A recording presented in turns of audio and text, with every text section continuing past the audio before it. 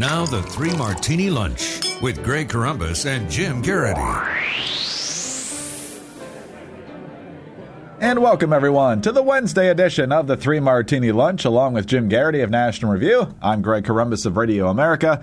Good, bad, and crazy martinis for you as usual. Today, as I'm sure you're not surprised to hear, they will all be related in some form or fashion to the president's State of the Union address. He's been president for a little over 5 years now, and of course, Jim, on the 2008 campaign trail, he was talking about how if he's elected, the oceans would decrease, I guess, and the planet will heal. And then we got stimulus that will save our economy, supposedly, the healthcare system reform that he wanted so badly. And we've obviously talked about the ramifications of that. But when you look at what the president was proposing on Tuesday night, not exactly quite as ambitious as he was a number of years ago. Here's just a sampling of what the president was calling for. Every 4 minutes, another American home or business goes solar. Every panel pounded into place by a worker whose job cannot be outsourced. Let's continue that progress with a smarter tax policy that stops giving $4 billion a year to fossil fuel industries that don't need it, so we can invest more in fuels of the future that do. Last year, I also pledged to connect 99% of our students to high-speed broadband over the next 4 years. Tonight, I can announce that with the support of the FCC and companies like Apple, Microsoft, Sprint, and Verizon, we've got a down payment to start connecting more than 15,000 schools and 20 million students over the next 2 years without adding a dime to the deficit. Tonight, I ask more of America's business leaders to follow John's lead. Do what you can to raise your employees' wages. So, Jim, we've gone from transforming America and transforming 1/6 of the economy to helping Timmy get a few more dollars in his minimum wage. Before we get too far into this, I really feel like we should apologize to our listeners because at this point it's late morning on Wednesday and the president is still talking. And so we can only judge the first 15 hours or so of this speech. We know that it goes on for several days, so slightly longer than the Winter Olympics. So we're going to judge it as best we can. But these are just the president's introductory remarks. No, it was an astonishingly long speech. And to the extent there was good news for anyone who had to sit through all of it, it is that we have now entered the stage of lowered expectations for this president. You mentioned that the rhetoric is no longer so highfalutin. Instead, in a country that still has some really major problems facing us, both here and abroad, one of our rallying cries is, Greg, we're increasing the minimum wage for federal contractors. Yay! For both of them. I was going to say, how many are there? Rarer than hen's teeth, my understanding is, because most federal contracts are impacted by Davis-Bacon, which sets them at the prevailing union wages for the area. So this affects almost nobody. However, one of the reasons Democrats are pushing that minimum wage hike is because it affects union wages, which are usually some percentage or some multiple of what the minimum wage is. They're going to be a White House summit on working families. Can you feel the tingling and the excitement? It's one small ball limited initiative after another. And what this says is that, look, the president kind of knows that the chances of the Democrats winning back the House in 2014 are slim to none. And Slim just left town. So really, the dynamic of President Obama, Speaker John Boehner, and Senate Majority Leader Harry Reid, only one of these guys is in real danger of losing his job next year, and that's Harry Reid. So the dynamic we saw over last year, a great deal of frustration on both sides, really, that's kind of what we have to look forward to for the next 3 years. We are going to be in a holding pattern. There isn't going to be any big grand bargains because basically it's not what the president wants to do with his presidency. He's not interested in making big concessions. To quote him shortly after he got elected the first time, it's "I won." And, John Boehner, for all of the accusations of squishiness, doesn't believe he was put on earth to help shepherd the Obama agenda through the House of Representatives. And so while we don't know exactly what the House makeup's going to look like after November, the chances are good there'll still be a Republican majority.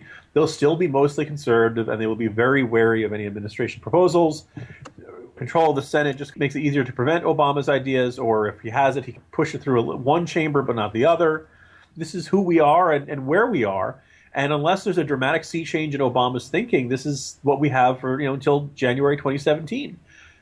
I guess that's kind of good news if you think the first couple of years of Obama's presidency were a disaster with bad ideas like Obamacare being shoved through there. But otherwise, this is a presidency in a holding pattern. Lame duckhood has taken root pretty darn early. And that's the good martini, everybody. All right, on to martini number 2 now. And as Jim mentioned, there's probably a lot of conservatives out there who are glad that the president didn't push anything sweeping, because we saw what sweeping looked like in the first 2 years when the Democrats controlled the White House and the Senate, and we got what many conservatives believe to be bad policies, from Obamacare to a lot more debt to the government takeover of the student loan industry and all sorts of other things. At the same time, though, there are 3 years left in the president's term, and we do have real problems. Internet connectivity and minimum wage notwithstanding, there's a jobless stagnation is the right way to look at it. But obviously, when you look at the number of people leaving the job market, not even looking for work anymore, people frustrated with Obamacare, problems on the international stage. You talked a couple of weeks ago about the region being on fire from Tunisia to Pakistan. There's a lot of problems that need addressing, and it doesn't look like he's in any mood to address any of them in a way that would seem competent. Yeah, and that's where you really kind of have this itching sense that we're going to start looking at this as lost years. Because even if, like, he bragged that the deficit has been cut in half. Yes, from the worst ever to the 5th worst ever. That's not that great. Unemployment is down a bit. A lot, as you said, a lot of that's down from people leaving it. I just came across this statistic, and I put it up on Campaign Spot. We are still 1.2 million jobs fewer than we had back in December 2007. If it doesn't feel like we've really recovered, it's because we haven't really recovered. And all the problems he diagnosed in that speech, he was accurate and deserves credit for acknowledging that. The problem is it came after a couple paragraphs of happy talk about how much great the economy is doing. He didn't use the term malaise, but you kind of have this sense that the country is sinking into a sense of depression and frustration and just lack of optimism for the future. I threw out what struck me as, I think, kind of some people might think it was a kind of crazy idea, but a very approach.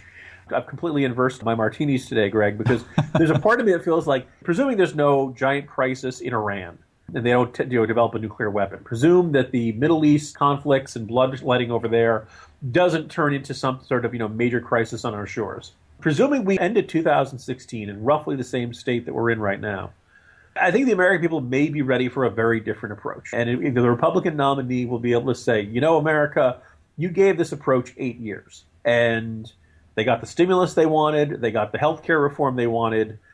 They've had the big government approach to things for a really long time, and it just hasn't worked. And I'm hoping the American people will be open to a very different approach coming 2016. Here we are, like I said, 1 year in, and it feels like a lame duck, and it feels like there's really nothing to look forward to coming out of our government for the next 3 years.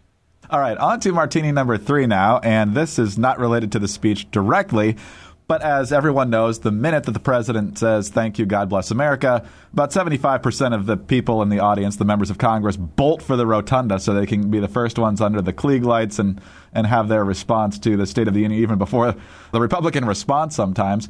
So one of those who was speaking to the media was New York Congressman Michael Grimm. Staten Island is kind of the home base of his district. And here's the part you can actually understand from his confrontation with Michael Scotto of TV1 in New York. Anything that's off topic, this is only about the president. Well, what about... Thank you. All right, so Congressman Michael Grimm does not want to talk about some of the allegations concerning his campaign finances. We wanted to get him on camera on that, but he, as you saw, refused to talk about that. Back to you. And then after that, there's this off-mic confrontation between Scotto and Grimm.